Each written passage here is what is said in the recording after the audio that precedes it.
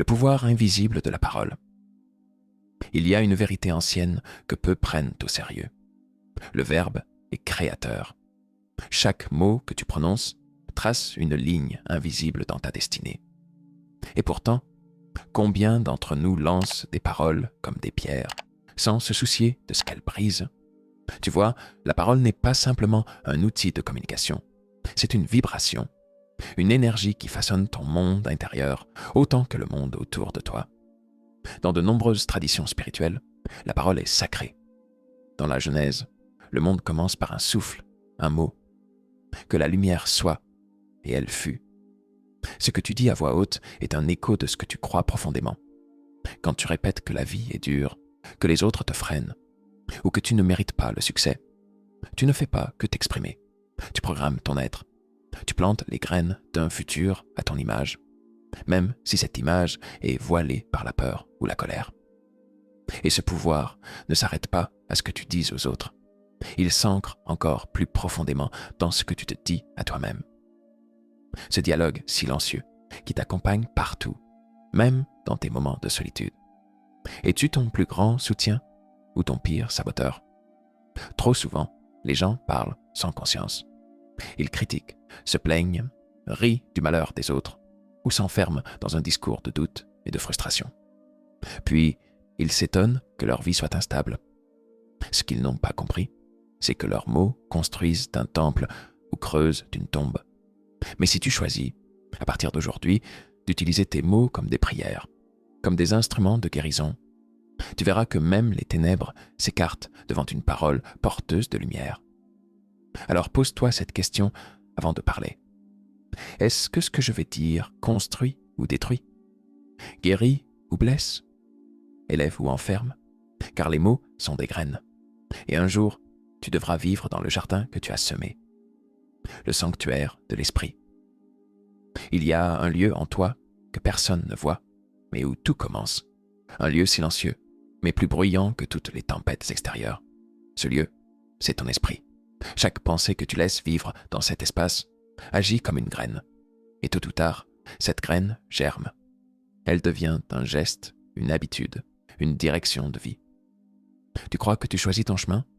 Souvent, c'est ton esprit qui l'a déjà tracé, bien avant que tes pas ne s'y engagent. Mais voici ce que trop peu de gens comprennent. Tu es le gardien de ce sanctuaire. Et comme tout sanctuaire sacré, il doit être protégé. Chaque pensée de peur, de doute ou de colère est comme une ombre qui s'insinue entre les colonnes de ton temple intérieur. Et si tu n'y prêtes pas attention, ces ombres deviennent ta réalité. Tu ne peux pas éviter toutes les pensées négatives. Elles viendront. Mais tu peux décider de ne pas leur donner de racines. Tu peux choisir ce que tu arroses dans ton jardin mental. Nourris la paix, et tu récolteras la sérénité. Nourris la foi, et tu traverseras les tempêtes sans t'effondrer. Les sages ont toujours su cela. Ils méditaient, non pour fuir le monde, mais pour voir clair à l'intérieur, là où les illusions prennent racine. La prière, la contemplation, le silence. Ce sont des outils pour reprendre la maîtrise de ce royaume intérieur. Et ne sous-estime jamais la puissance de la visualisation. Ce n'est pas du rêve, c'est de la direction. Si tu ne vois pas ton avenir, tu avances à l'aveugle. Mais si tu l'imagines avec clarté, ton esprit commencera à y croire. Et ce que ton esprit croit, ton corps et tes actes finiront par le manifester. Souviens-toi, le monde ne commence pas à l'extérieur de toi. Il commence dans tes pensées. Si tu veux changer ta vie, commence par purifier ton esprit. Protège-le, éclaire-le, et surtout, remplis-le de ce que tu veux voir grandir dans ta réalité. L'émotion n'est pas un maître, c'est un messager. Certaines journées commencent bien, puis soudain, une remarque blessante, un imprévu, un souvenir surgit, et tout bascule. Le ciel bleu devient gris dans ta tête, et tout ce que tu touches semble se charger d'amertume. C'est dans ces instants qu'on découvre si l'on vit guidé ou dominé. Ton humeur est comme le climat intérieur de ton être. Elle change, elle fluctue, mais tu n'es pas obligé de te laisser emporter par ces orages. Trop d'êtres humains confondent ce qu'ils ressentent avec ce qu'ils sont. Et c'est là que les ennuis commencent. Tu ressens de la colère. Très bien. Elle a un message à te transmettre. Peut-être un besoin ignoré, une blessure non exprimée. mais elle n'est pas là pour te dicter ta conduite. Tu ressens de la tristesse? Elle aussi est une invitation, pas une condamnation. Refuser d'écouter ses émotions, c'est se déconnecter de sa vérité. Mais leur obéir aveuglément, c'est perdre sa boussole. La vraie maîtrise, ce n'est pas d'étouffer ce que tu ressens. C'est de l'accueillir, puis de choisir ta réponse. Tu n'es pas obligé de répondre à une provocation. Tu n'es pas obligé de rester dans une énergie lourde toute la journée. Tu peux choisir de te recentrer, de respirer, de réorienter ton énergie. Et il y a un secret que peu appliquent réellement. La gratitude. Non pas comme un mantra creux, mais comme une discipline intérieure. Quand tu t'autorises à reconnaître ce qui va bien, même dans le chaos, tu changes ton angle de vue. Tu reviens à toi, à ce que tu possèdes déjà, au lieu de te perdre dans ce qui te manque. N'oublie jamais ceci. Ton humeur attire. Elle est comme un aimant invisible. Si tu vibres le ressentiment, tu attireras l'opposition. Si tu vibres la paix, tu attires des solutions. C'est une loi aussi ancienne que le monde. Maîtriser ton humeur, ce n'est pas vivre sans émotion. C'est apprendre à danser avec elle sans leur remettre le volant. L'argent, un miroir de ta conscience. Parlons de ce sujet qui dérange, qui divise, qui fait rêver et qui fait peur. L'argent. Dans beaucoup de traditions spirituelles, on a diabolisé l'argent comme s'il était incompatible avec la sagesse. Et pourtant, ce n'est pas l'argent le problème, c'est ce qu'on projette sur lui. L'argent n'est ni pur, ni impur. Il est neutre. Il obéit simplement à celui qui le manie. Un couteau dans la main d'un chirurgien sauve une vie. Le même dans la main d'un insensé peut en ôter une. Tu dois comprendre ceci. L'argent est un amplificateur. Il révèle ce que tu es déjà. Si tu es généreux, il te permettra de donner davantage. Si tu es avide, il accentuera ton vide intérieur. Le problème, ce n'est pas le billet dans la poche, c'est le désordre dans le cœur. Beaucoup subissent l'argent. Ils vivent dans le stress constant, les dettes, le manque de planification. Ils avancent au jour le jour, espérant que le miracle viendra. Mais le miracle, c'est déjà toi, à condition que tu reprennes le gouvernail. Gérer ton argent, ce n'est pas être obsédé, c'est être conscient. Demande-toi, est-ce que l'argent que tu reçois est utilisé comme un outil de libération ou comme une chaîne invisible qui te retient? Est-ce que tu dépenses pour impressionner les autres ou pour nourrir ce qui compte réellement pour toi? L'argent, ce n'est pas juste une question de chiffres. C'est une question de structure mentale. Si tu penses comme quelqu'un de toujours en manque, tu prendras des décisions guidées par la peur. Mais si tu penses comme un bâtisseur, tu construiras des fondations solides, même avec peu. La clé, c'est l'intention. Chaque euro est une graine. Où le plantes-tu? Dans la consommation futile? Ou dans une terre qui portera du fruit? Investis dans ce qui te fait grandir, dans ce qui nourrit ton âme, pas seulement ton image. Et souviens-toi, avoir de l'argent n'est pas l'objectif ultime. Ce n'est qu'un moyen. Le vrai but, c'est la liberté. Pas la liberté de tout acheter, mais la liberté de vivre selon tes valeurs. De dire oui à ce qui t'élève et non à ce qui t'enchaîne. Le désordre extérieur reflète souvent un désordre intérieur. Alors, si tes finances sont chaotiques, ce n'est pas un jugement, c'est un signal, un appel à remettre de l'ordre, de la clarté, de la conscience dans ta manière de gérer cette énergie qu'est l'argent. Tu veux changer ta relation à l'argent. Commence par l'observer sans peur. Dépense avec conscience. Épargne avec sagesse. Donne avec joie. Et surtout, crée de la valeur. Car l'argent vient à ceux qui apportent des solutions, pas à ceux qui attendent. En fin de compte, ce que tu fais avec ton argent dit beaucoup plus sur ta spiritualité que n'importe quel discours. Maîtrise cette énergie et elle deviendra ton allié. Laisse-la te diriger et elle t'égarera. La maîtrise du temps, la vraie richesse. Il y a une illusion que l'on entretient sans s'en rendre compte. Croire que l'on a le temps, que demain sera toujours disponible, que l'on pourra commencer plus tard, se réveiller plus tard, changer plus tard. Mais laisse-moi te poser une question simple. Que ferais-tu si tu savais que ton temps était compté? Parce que il l'est.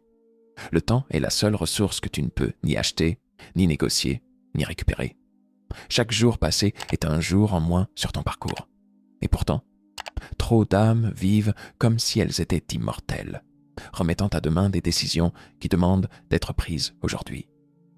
Maîtriser son temps, ce n'est pas juste cocher des cases sur une to-do list. C'est une philosophie de vie. C'est reconnaître que chaque minute est une graine de destinée et que si tu la sèmes avec conscience, elle peut porter des fruits que tu n'imagines même pas encore. Demande-toi, à quoi consacres-tu ton énergie, ton attention, ton souffle?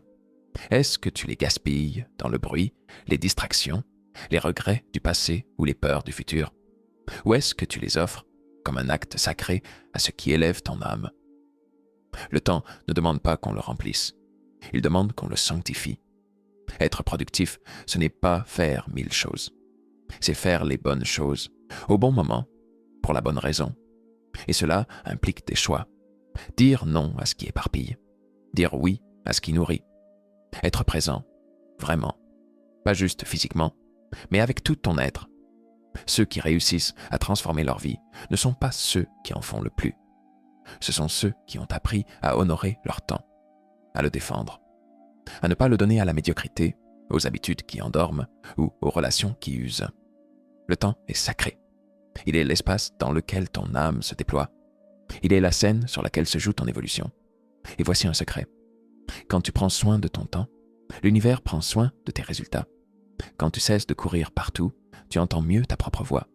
Quand tu deviens sélectif avec tes heures, tu deviens riche, intérieurement et extérieurement. Ne laisse pas la vie t'imposer son rythme. Crée ton propre tempo. Un rythme aligné avec ta mission, ton essence, ton vrai chemin. L'alignement spirituel, la clé ultime. Tu peux maîtriser tes mots, tes pensées, ton humeur, ton argent et même ton temps. Mais sans alignement spirituel, tout cela risque de devenir mécanique, froid, voire vide. Car ce que tu cherches vraiment, ce n'est pas juste le contrôle, c'est le sens, le lien entre ce que tu fais et ce que tu es au fond de toi. Trop de personnes avancent dans la vie comme des navires sans boussole. Elles font ce qu'il faut, suivent les règles, accumulent les signes extérieurs de réussite. Mais le soir, une voix intérieure leur murmure: est-ce vraiment ça, la vie? L'alignement spirituel, ce n'est pas être parfait. Ce n'est pas méditer 8 heures par jour ou se retirer du monde. C'est vivre de l'intérieur vers l'extérieur.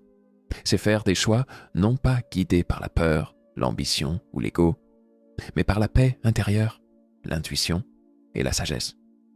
Quand tu es aligné, tu ne triches plus avec toi-même. Tu dis non quand ton âme dit non, même si le monde attend un oui. Tu fais ce pas difficile, non pas parce qu'il est rentable, mais parce qu'il est juste. Et cet alignement, il n'est pas figé, il se cultive. Chaque jour, tu peux t'en rapprocher ou t'en éloigner. Ce n'est pas un état final, c'est un chemin.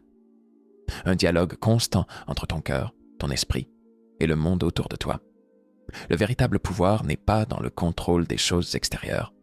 Il est dans l'harmonie entre ce que tu crois, ce que tu ressens et ce que tu fais. Quand ces 3 dimensions vibrent à l'unisson, la paix te suit, même dans la tempête. Alors prends le temps d'écouter, pas juste les bruits du monde, mais ce qui murmure à l'intérieur. Ta mission, ton appel, ta vérité.